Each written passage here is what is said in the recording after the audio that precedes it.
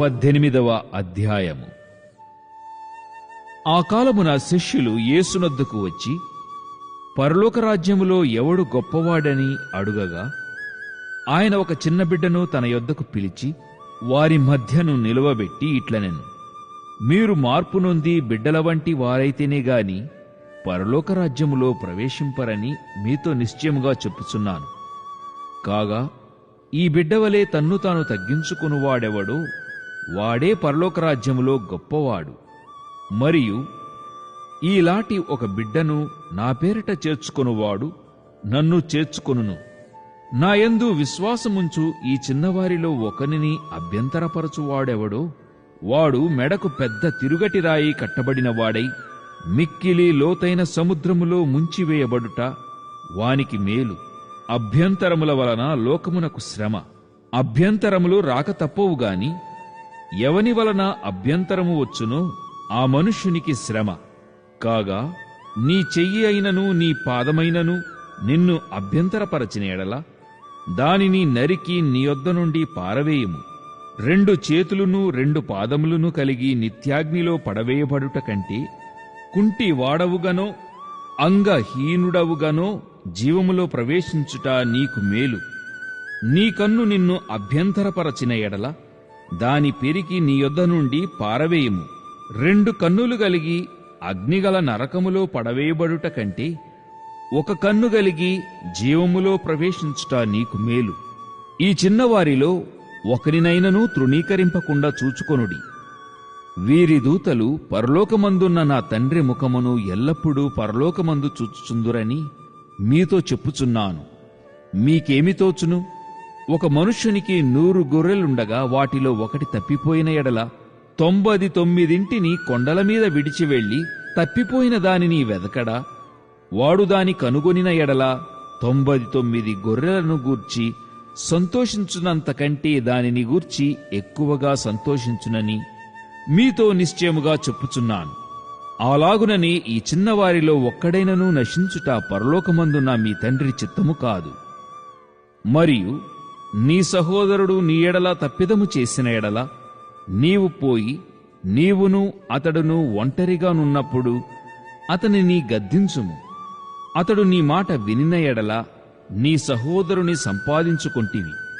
అతడు వినని ఎడల 2-3 సాక్షుల నోట ప్రతి మాట స్థిరపరచబడినట్లు నీవు ఒకరినిద్దరిని వెంటబెట్టుకుని అతని యొద్దకు పొమ్ము.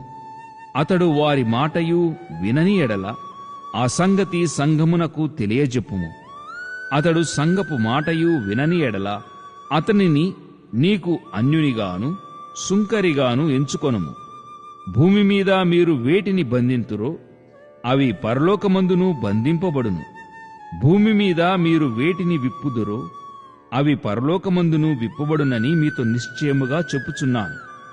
మరియు మీలో 2 తాము వేడుకొను దేనిని గూర్చి అయినను భూమి మీద ఏకీభవించిన ఎడల అది పరలోకమందున్న నా తండ్రి వలన వారికి దొరుకునని మీతో చెప్పుచున్నాను. ఏలయనగా 2-3 నా నామమున ఎక్కడ కూడి ఉందురో అక్కడ నేను వారి మధ్యన ఉందునని చెప్పాను. ఆ సమయమున పేతురు ఆయన యొద్దకు వచ్చి, ప్రభువా, నా సహోదరుడు నా ఎడల తప్పిదము చేసిన ఎడల నేనెన్ని మారులు అతని క్షమింపవలెను? 7 మారుల మట్టుక అని అడిగాను. అందుకు యేసు అతనితో ఇట్లనెను: 7 మారుల మట్టుకే కాదు, 70 ఏళ్ల మారుల మట్టుకని నీతో చెప్పుచున్నాను. కావున పరలోక రాజ్యము తన దాసుల యొద్ద లెక్క చూచుకొనగోరిన ఒక రాజును పోలియున్నది. అతడు లెక్క చూచుకొన మొదలుపెట్టినప్పుడు అతనికి 10,000 తలాంతులు అచ్చియున్న ఒకడు అతని యొద్దకు తేబడెను. అప్పు తీర్చుటకు వాని యొద్ద ఏమీయూ లేనందున వాని యజమానుడు వానిని, వాని భార్యను, పిల్లలను, వానికి కలిగిన యావత్తును అమ్మి అప్పు తీర్చవలెనని ఆజ్ఞాపించెను. కాబట్టి ఆ దాసుడు అతని ఎదుట సాగిలపడి మ్రొక్కి, నా ఎడల ఓర్చుకొనుము, నీకు అంతయు చెల్లింతునని చెప్పగా, ఆ దాసుని యజమానుడు కనికరపడి వానిని విడిచిపెట్టి వాని అప్పు క్షమించెను. అయితే ఆ దాసుడు బయటకు వెళ్లి తనకు 100 దేనారములు అచ్చియున్న తన తోడిదాసులలో ఒకని చూచి వాని గొంతు పట్టుకుని నీవు అచ్చియున్నది చెల్లింపుమనెను.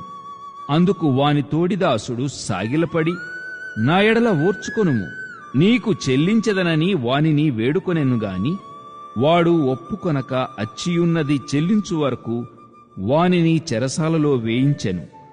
కాగా వాని తోడిదాసులు జరిగినది చూచి మిక్కిలి దుఃఖపడి వచ్చి జరిగినదంతయు తమ యజమానునికి వివరముగా తెలిపిరి.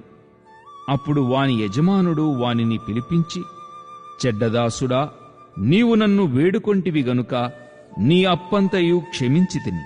నేను నిన్ను కరుణించిన ప్రకారము నీవును నీ తోడిదాసుని కరుణింపవలసి ఉండెను గదా అని వానితో చెప్పాను. అందుచేత వాని యజమానుడు కోపపడి తనకు అచ్చియున్నదంతయు చెల్లించు వరకు బాధపరచువారికి వారినప్పగించెను. మీలో ప్రతివాడును తన సహోదరుని హృదయపూర్వకముగా క్షమింపని ఎడల నా పరలోకపు తండ్రియు ఆ ప్రకారమే మీ ఎడల చేయుననెను.